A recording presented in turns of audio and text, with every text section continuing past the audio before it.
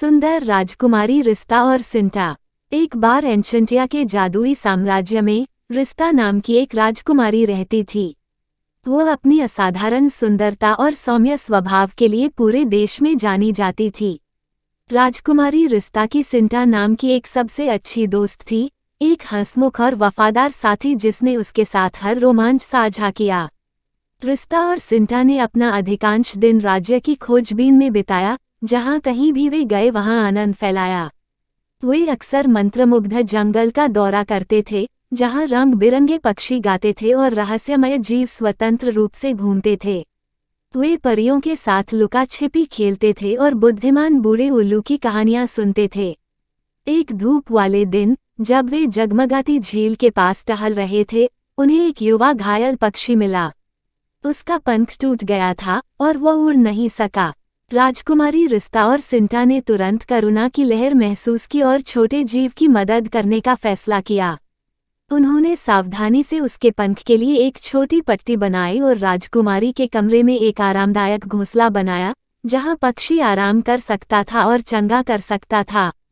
रिस्ता और सिंटा ने अपना समय और प्रयास इसे वापस स्वास्थ्य के लिए समर्पित किया, इसे हर दिन भोजन और पानी प्रदान किया। जैसे जैसे दिन हफ्तों में बदलते गए, पक्षी के पंख मजबूत होते गए और वो खुशी से चहकने लगा। आखिर वह दिन भी आ ही गया जब पंछी फिर से उड़ने को तैयार हो गया।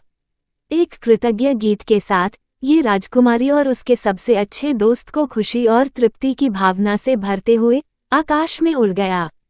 दयालुता के अपने कार्य के माध्यम से राजकुमारी रिस्ता और सिंटा ने सहानुभूति और दूसरों की मदद करने की खुशी के बारे में एक महत्वपूर्ण सबक सीखा। उन्होंने महसूस किया कि सच्ची सुंदरता केवल बाहरी दिखावे में ही नहीं है, बल्कि उस दया और करुणा में भी है जो हम जरूरतमंदों को दिखाते हैं। उस दिन से आगे रिस्ता और सिंटा राज्य को एक बेहतर जगह बनाने के लिए और भी अधिक समर्पित हो गए। उन्होंने कम भाग्यशाली लोगों की मदद करने के लिए कार्यक्रम आयोजित किए, बुजुर्गों से मुलाकात की और जहां भी वे गए वहां प्यार और दया फैलाई। जैसे जैसे उन्होंने दुनिया को एक उज्जवल और खुशहाल जगह बनाने की अपनी यात्रा जारी रखी, उनकी दोस्ती और मजबूत होती गई। और इसलिए राजकुमारी रिस्ता और उनकी सबसे अच्छी दोस्त सिंटा न केवल उनकी सुंदरता के लिए जानी गईं, बल्कि उनके दयालु हृदयों और उनके राज्य पर उनके सकारात्मक प्रभाव के लिए भी जानी गईं। उनकी कहानी ने दूसरों को उनके नक्शे कदम पर चलने, प्यार फैलाने और दुनिया को एक बेहतर जगह बनाने, एक समय में दयालुता का एक कार्य करने के लिए प्रेरित किया।